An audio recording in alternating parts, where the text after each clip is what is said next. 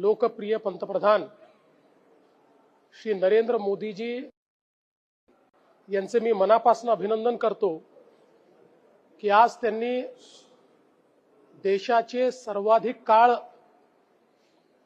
कार्य करणारे निर्वाचित पंतप्रधान म्हणून 4399 दिवस पूर्ण करत एक नवीन कीर्तिमान स्थापित केला आहे। हे 4399 दिवस केवळ हा काळ नाहीये, तर हा भारताच्या प्रगतीचा आलेख ज्या काळामध्ये लिहिला गेला असा सुवर्ण काळ आहे। ज्या काळामध्ये देशातले 25 कोटी लोक गरिबीतनं बाहेर आले तो हा काळ आहे।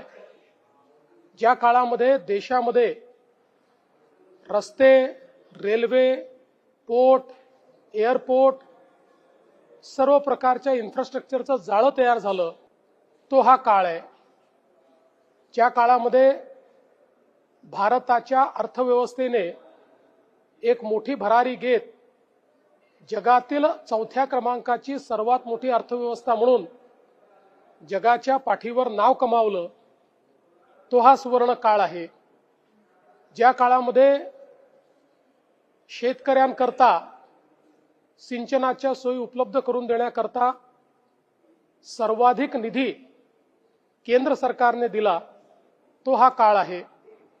ज्या काळामध्ये आत्मनिर्भर भारत हा तयार होताना आपण बघितला आणि विशेषतः ऑपरेशन सिंदूरच्या माध्यमातून जगाच्या पाठीवर भारताची शक्ती आपण दाखवू शकलो। जो भारत संपूर्ण शस्त्रास्त्र आयात करत होता, आज तो हजारो कोटी रुपयाचे शस्त्रास्त्र निर्यात करतोय। अशा प्रकारचा आत्मनिर्भर भारत, ज्या भारताने यूपीआयच्या माध्यमातून डिजिटल पेमेंट सिस्टीम गेटवे जगाला दिला आणि जगातले 30 देश हा डिजिटल पेमेंट गेटवे वापरतायत, असा भारत मोदीजींनी उभा केला आहे। या भारताच्या तरुणाईच्या स्वप्नांना मोठे पंख देण्याचं कार्य हे मोदीजींनी या काळामध्ये केलेलं आहे।